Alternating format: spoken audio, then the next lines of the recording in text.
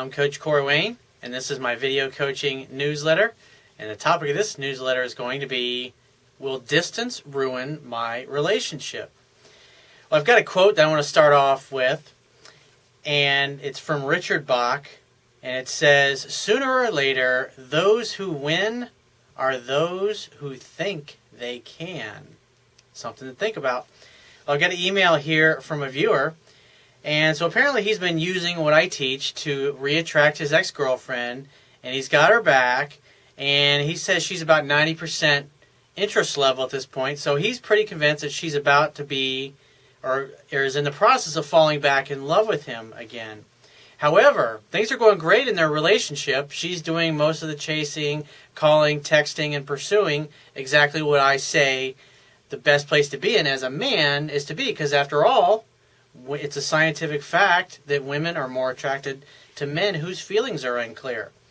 So he's got his girl back, but the little slight monkey wrench in the gears, so to speak, is basically she wants to become a police officer. So she's going to be going off to the police academy. And so he's obviously worried, because obviously most of the people she's going to be with are guys. Probably a bunch of horny guys that haven't been laid in a while, or guys that are away from their girlfriends when she's up to police academy. So obviously he feels some fear around that, and he's worried he may potentially lose her to another dude.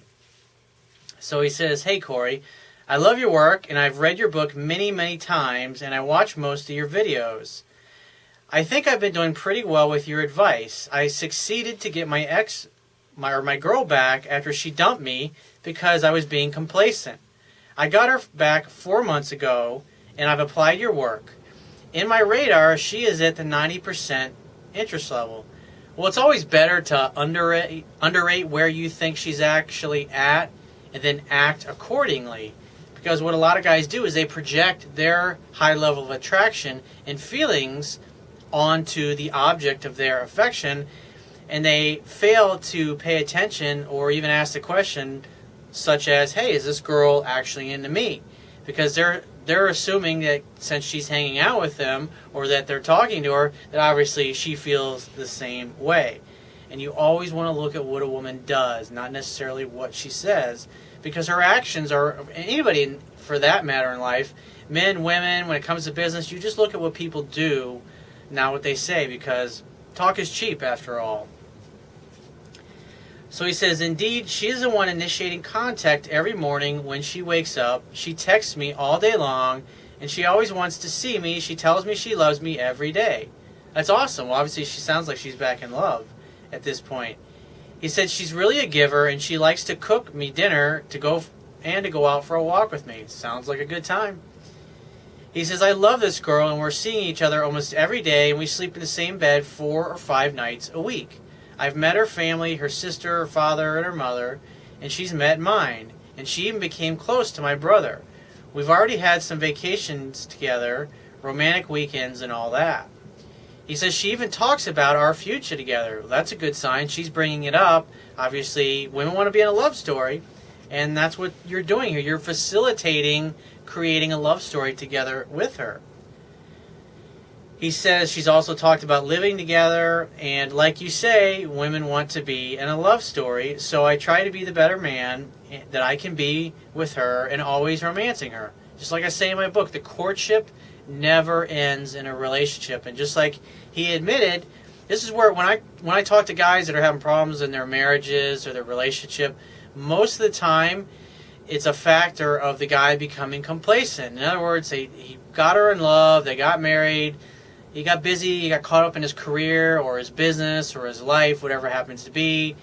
He assumes since they're married, they got a 30-year mortgage, he's not going to go anywhere. And what happens is, guys, you have kids and you get busy, and then what happens is that you never really go out on a date with your girl or your wife anymore at that point. And the love story, in essence, stops. And women want to be in a love story, and if you don't date your girlfriend or your wife, some other dude eventually will come along and date her for you. He'll, as a matter of fact, take her right off of your hands if you're not paying attention. I can't count the number of times over the years that I've talked to guys, successful guys, wealthy guys, entertainment attorneys, I mean, you name it. Very successful people that if you heard their name, you're like, damn, I know who that dude is. and they do the same shit. They get into a relationship, they get lazy, they get complacent because they get focused in their career, their business, whatever, because they think the relationships everything is good, and then all of a sudden they get served with divorce papers and they're like, what the fuck? I thought everything was great. And unfortunately, it's like you don't want to be that particular guy. That's why you always want to look at a woman's actions. You got to understand that the love story continues even after you're married, even after she says she's in love with you, even after you move in with her, even after you've been together for 10 years or 20 years and had kids together or raised kids together that are now grown. You always have to romance and date your wife. The love story will continue throughout your life. And if you stop doing that and the love story starts to wither and die, some other dude will come along and create one with her. And so the surest way to avoid that is to make sure that you're showing up, you're focusing on what you need to focus on as a man in life, which is your purpose, your mission, your career, your business, things of that nature. He says, here's the deal. She's becoming a cop, so in June she's going to be at the police academy, so she'll only be available on weekends. So he says, from Friday to Saturday, he says the large majority of the students are men, 80 to 90%. I don't know if it's relevant. I trust her, and I don't think she would cheat on me. He says, I'm a catch after all.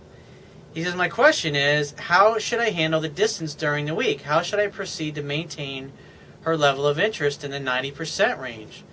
Well, here's a simple thing, is that the idea is that you always want your girl to be chasing you, to be calling you and texting you 70 to 80% of the time. And so in this particular case, because you spent all this time around one another, now she's going to go off to the police academy, in essence, and she's going to be surrounded by nothing but other dudes, obviously. And so the best thing, I mean, at the end of the day, even if you show up and you're the best boyfriend and your game is fucking tight, dude. If your girl's a girl of no integrity or commitments don't really mean that much to her, and she's that type of chick, she's going to cheat on you, and there's not a damn thing that you can do about it. And obviously if that happens, you have the choice. You either stay with her, or maybe your relationship becomes an open type of relationship where she can be with whoever she wants and you can be with whoever you want, but you're still together, you still have a relationship. That's pretty much, open relationships are actually becoming more and more mainstream. But like I said, is that if she wants to cheat on you, she's going to do it. There's nothing you can do about it. The best thing you could do is to do what you've been doing, because what you do to get her to fall back in love with you is what you're going to do to keep her in love with you.